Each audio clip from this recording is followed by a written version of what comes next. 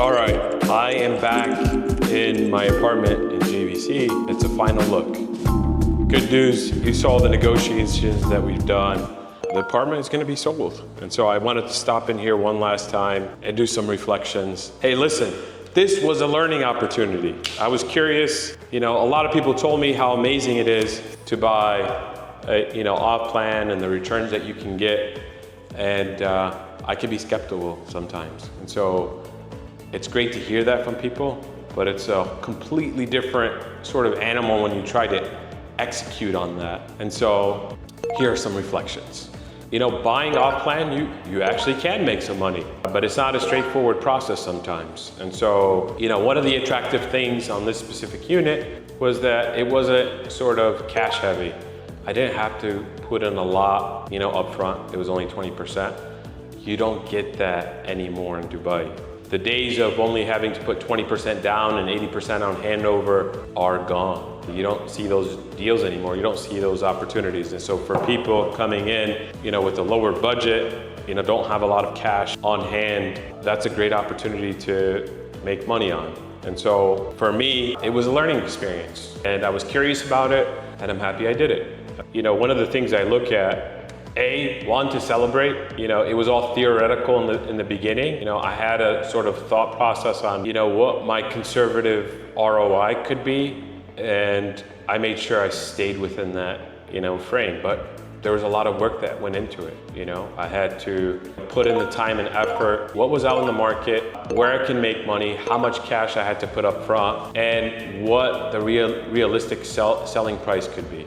So I held the unit over a year, a couple months from when I bought off plan, got my Akud issued, to now being able to sell it. And I did some rough numbers. And so the ROI that I'm calculating is based on how much cash I had to put into this unit. And because it was an investment unit, one thing to consider is in the UAE, banks on a secondary mortgage will only finance you up to 60%, right? Which meant I had to come up with 40%. I didn't have to do it all at once, because it was 20% up front. And then when the building was handed over, I had to pay the other 20% and finalize financing.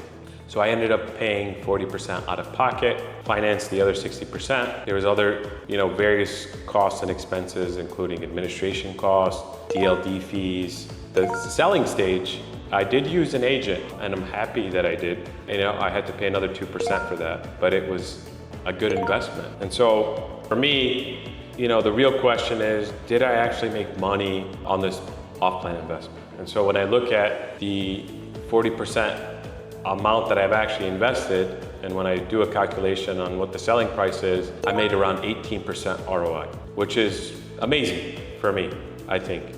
Because if you're gonna go into the general market, whether you're looking at CDs, whether you're looking at, the stock market, a good return, can range between 5 and 10%. And so for me to be able to get an 18% return makes this whole process worth it. Now, what were some of the learnings is, one, you gotta look at your developers. So I went with a developer that was new to the market, but because of that, I was able to leverage the low capital intense upfront investment of 20%. So that made it attractive to me. But it was also hurdles because when you're looking to invest in a developer that's not very prevalent in the market, not many people know about them, which means it could make it more difficult for you to sell the unit at resale. That's where the bigger developers, the more well-known developers who have good finishing have an advantage. Now, what's the disadvantage with those big developers is intense upfront capital that you have to invest. Gone are the days where you're able to just invest 20% during construction and then 80% on handover with the big developers. That does not exist. Most developers now are looking, if you're lucky, between 40%, at the low end of that spectrum, up to 70, sometimes 80% during construction, which means it becomes really cash intensive. That's the downside. The other plus with some of the smaller developers is that you usually have better value when it comes to the size of the unit. So you're able to leverage bigger spaces versus the more, the larger developers, higher quality developers that have smaller units, which means people who are used to maybe living in larger spaces are going to be more attracted to the smaller developers. That's an advantage. And I think in my case, that was an advantage with my 2-bedroom versus the bigger developers. I think there's a number of things that you need to consider, but those were some of the, I guess, high-level ones. And then when you look into the unit, making sure that if you are going to go with a smaller developer, you make sure that you're getting the best unit in that building, right? So that you have a strategic advantage at resale. That's something I would do and that I have done when it comes to purchasing off plan. So, in summary, it was an interesting, wonderful experience. I'm glad I did it. A little more intense than I would have estimated when it came to snagging, when it came to putting it in the open market, but it was worth it. And then I would be remiss if I didn't highlight another important element for sellers.